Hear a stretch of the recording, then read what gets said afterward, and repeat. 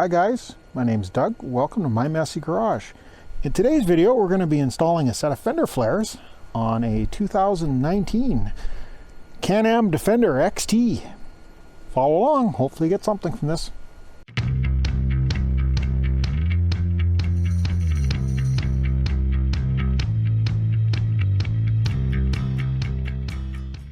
The first step in installing fender flares on the Defender is downloading the instructions.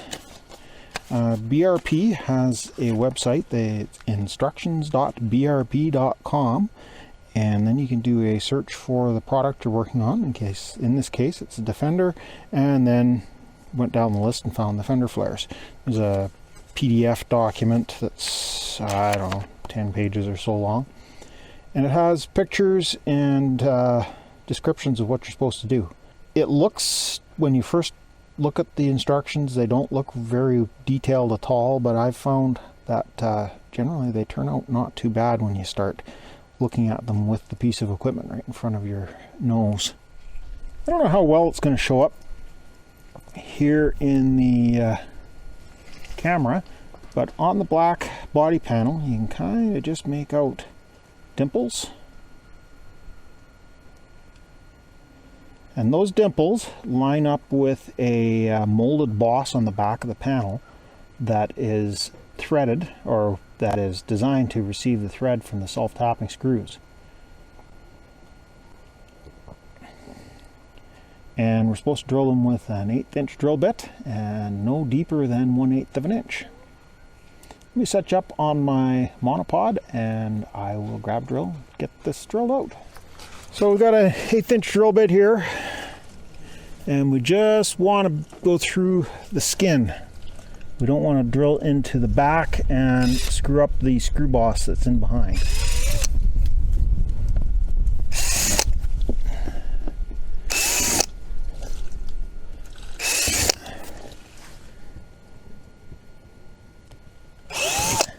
There is one more hole that we're going to have to drill into the body colored panel somewhere in about here.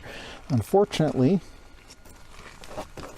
the information says that there should be a screw boss right in behind it, and I'm not feeling that. So what we're going to do is put the flare on using the other holes, and we'll see where the final hole needs to be drilled.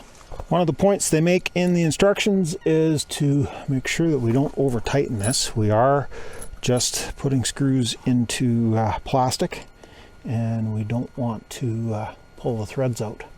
So I will put it in with the impact gun to get it started, but once we get close to snugging it up, I'll just use a hand tool to finish the job. You'll notice that the screws don't extend that far through the plastic. They look massive, but when you actually go to put it in place. Now immediately behind this hole there is kind of a plastic boss, but there doesn't appear to be a dimple to mark off of. Here you can see the drill bit sticking out. The shank of the drill bit is shoved into the boss that is called out in the instructions that we have to back drill through. Unfortunately, it's not really easy to see. I kind of had to find it by feel. So I wanted to get a good picture of it here for you guys so that you would have an easier time of finding it than I did. Let me hook up the drill and of course turn the drill bit around so that it's poking the right direction, and we'll drill a hole through.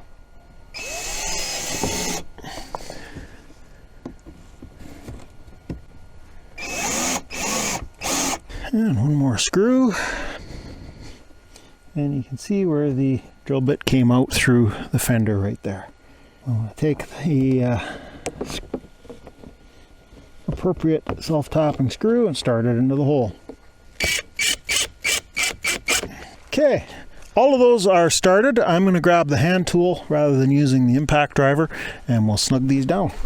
Okay, so the tool we're going to use to tighten these down is just a pistol grip ratcheting with a appropriate sized torque bit in it. Now I've got the front installed on both sides. They look pretty good. Looking at the instructions for the back though, they are a little more complicated than the fronts. I'm seeing two dimples here in the body panel. However, they do not line up with any of these mounting brackets. That's a bit of a tricky one if you were expecting to install this as easy as it was to do the front. What it says in the instructions to do is to line this up and mark the holes on the back side. I'll just try using a screw. That one turned out good, and while that one kind of turned into a scratch, the back end of it here is where we need to drill.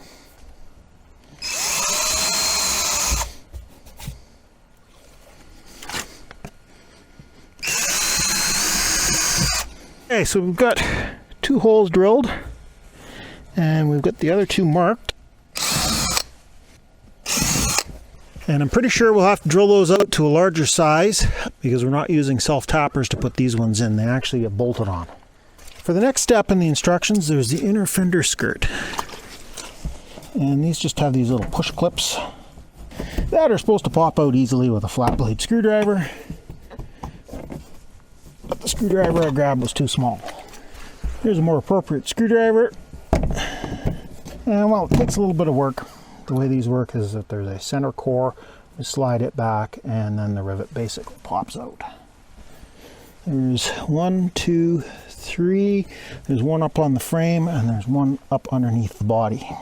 Okay, so we got one more dart down in the bottom here that needs to come out. There we are, we got the piece off. So we've got 4 bolts that are going to bolt through the fender. Have to get to the back side to get at the nuts. Shouldn't be a big deal, but we do have to drill these nice little 1/8 inch holes out, big enough to take M4, maybe M6 bolts. I guess M6.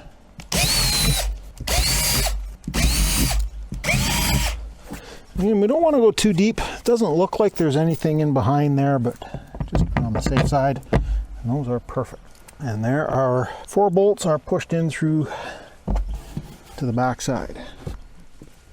So it's kind of hard to see, but back in here is the back side of those bolts that I just put in. Kind of a bit of a challenge to get at. And to make matters worse, I need a deep socket. We'll get them started with this one, and we'll get a deep to finish them off.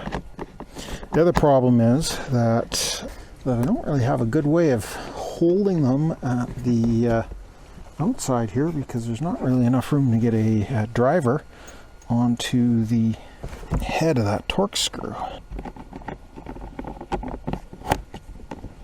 That one needs just a little bit of a twist with the impact driver, I think. And the good news is that I'll be able to do it with the impact driver because I can get at the outside of it.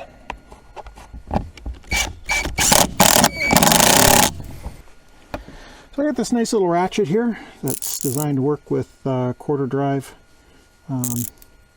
hex bits, and we'll use that to hold the head of the Torx bolt and put the deep socket on the ratchet.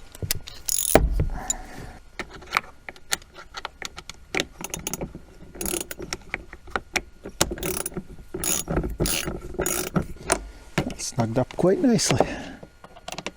Then we get the top one here, and there we go. That's all tight.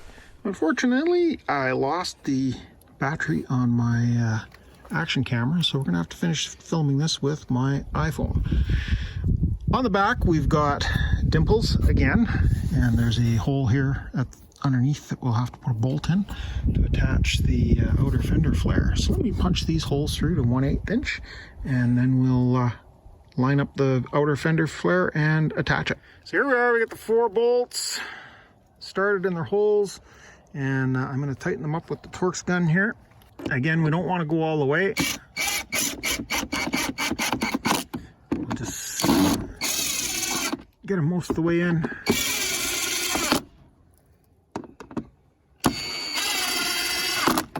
And then we'll use the handheld Torx driver to snug them up. See seems to fit pretty good against the lower flare, and we need to get one bolt in the back here. Here we are, we've got the back fender flare all snugged down. These bolts were all done by hand. Under here is a bolt that was up into the back side of the box. Has a nut that gets installed, and everything seems to line up pretty good. I think we're going to call this project done. I'm pretty happy with how it's turned out. Thanks for watching. Hopefully you got something from this. Please remember to like and subscribe, and we'll see you in the next mess.